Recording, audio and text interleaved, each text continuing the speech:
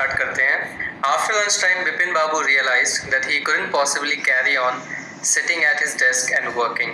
This had never happened in the 25 years he had been with the firm. He had a reputation for being a tireless, conscientious worker, but today his head was in a whirl. So अपने office के lunch time के बाद बिपिन बाबू को realise हुआ कि उनके लिए possible नहीं है काम करना अपने डेस्क में बैठ के। कैरी ऑन का मतलब होता है to continue. So carry on is again a phrasal verb. ये phrasal verb है carry का। So carry on का मतलब होता है कि किसी काम को जो आप कर रहे हो उसको कंटिन्यू करना। So अगर फॉर एग्जाम्पल आप सुबह पार्क में हैं और आपके सामने आपका एक फ्रेंड जो है वो रनिंग कर रहा है पार्क में, आपने उसे रोका एंड उससे कुछ बातें की and then you tell him कि चलो जाओ तुम अपनी जॉगिंग कंटिन्यू करो। So you will say to that person is okay go carry on with your jogging. So carry on का मतलब होता है टू कंटिन्यू। सो यहाँ पे बिपिन बाबू ने रियलाइज किया कि वो कंटिन्यू नहीं कर सकते अपने डेस्क में बैठ के काम करना। उनके साथ ऐसा कभी नहीं हुआ था 25 इयर्स में। उनका जो कैरियर है काम का 25 इयर्स का अपने फर्म में, फर्म यानी कंपनी, जिस कंपनी में वो काम कर रहे हैं उसको फर्म बोलते हैं। सो जिस कंपनी में वो 25 साल से काम कर रहे हैं उसमें उनके साथ पहले कभी नहीं हुआ था कि वो बैठ के काम नहीं कर पा रहे हैं। और उनकी एक रेपुटेशन थी। उनकी क्या रेपुटेशन थी?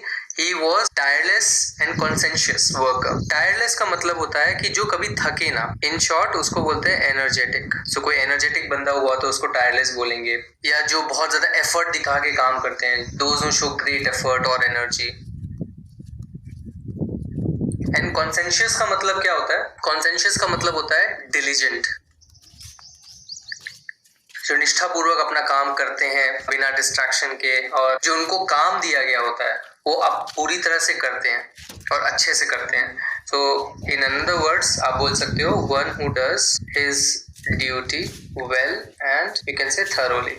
सो पूरी तरह से और अच्छे से जो अपना का ड्यूटी निभाता है, काम करता है, उसको कॉन्सेंशियस बोलते हैं। नाउ ऑल टू यू, आगे बढ़ते हैं।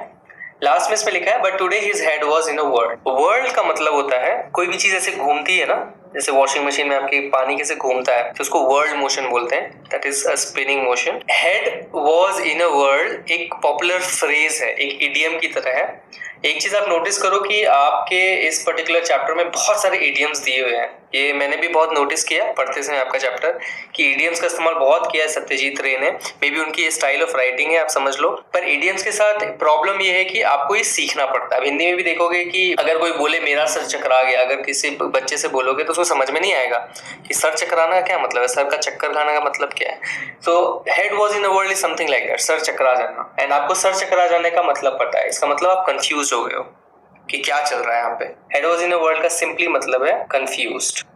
सो मैं कंफ्यूज हूँ की जगह आप कभी कभी ऐसे फ्लावरी लैंग्वेज में चीजें बोलते हो, मुहावरे यूज करते हो, तो आप बोलते मेरा सर चकरा गया। तो इसी तरह से सत्यजीत रे ने head was in a world statement यहाँ पे फ्रेज यूज किया एंड इसका मतलब है confused. Moving on, back home at 2:30 Bipin Babu lay down in bed and tried to gather his wits together. He knew that it was possible to lose one's memory through an injury in the head, but he didn't know of a single instance of someone remembering everything except one particular incident, and a fairly recent and significant one at that. He had always wanted to go to Ranchi.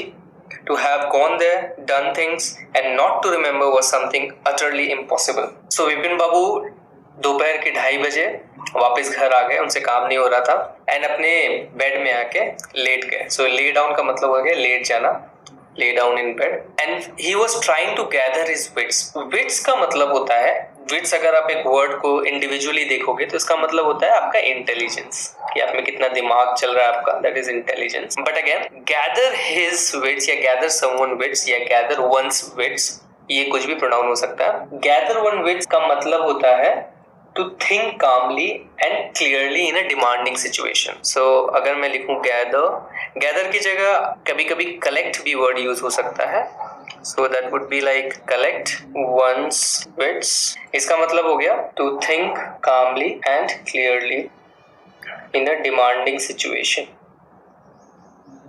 Demanding situation का मतलब इस तरह से ले सकते हैं, कोई भी स्ट्रेसफुल सिचुएशन है जहाँ पे आपसे एक्सपेक्ट किया जा रहा है कुछ जल्दी से आप जवाब दे, जल्दी से कुछ सोच के सोल्यूशन दे, तो उसको डिमांडिंग सिचुएशन बोलते हैं। आपसे डिमांड किया जा रहा है something, so that's a stressful situation. तो उस सिचुएशन में अगर आपको शांति से सोचना है, क्लियरली कुछ सोचना है, तो उस मोमेंट पे आप बोलोगे I want to gather my wits. So for example आपके पास कोई डिफिकल्ट क्वेश्चन आ गया एग्जाम में और आपसे सॉल्व नहीं हो रहा है, दिमाग में बहुत सारी चीजें चल रही है, then you will say I want to gather my wits together and solve this question. तो इसका मतलब कि मुझे एकदम शांति से सोचना है, क्लियरली सोचना है, ताकि मुझे उसका सोल्यूशन मिल जाए। सो सेम थिंग विपिन बाबू यहाँ पे कर रहे थे, उनके साथ दिमाग में इतनी सारी चीजें चल रही थी, उनको समझ में नहीं आ रहा था क्या करना है, and then he wanted to gather his wits together. And this is again an idiom, एक मुहावरा है। He knew that it was possible to lose one's memory through an injury in the head. So उनको पता था कि ऐसा possible है कि किसी की याददाश्त चली जाए, लूज वन मेमोरी। हाउ? अगर सर पे चोट लग जाए उस तरह से आपकी याददाश्त जा सकती है।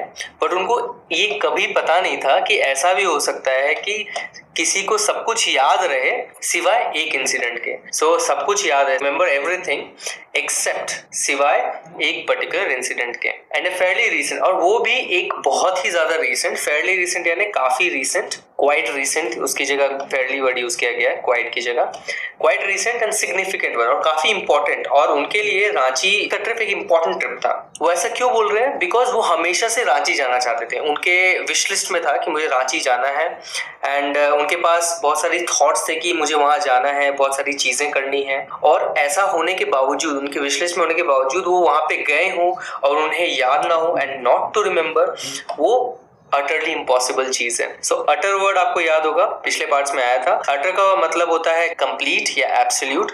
सो अटरली का मतलब हो जाएगा completely. So this word is nothing but completely. So utterly impossible का मतलब क्या होगा? So it is something completely impossible, पूरी तरह से असंभव है कि रांची जैसी ट्रिप जो उनके लिए बहुत इंपॉर्टेंट थी, हमेशा से वो जाना चाहते थे, वो भूल जाए।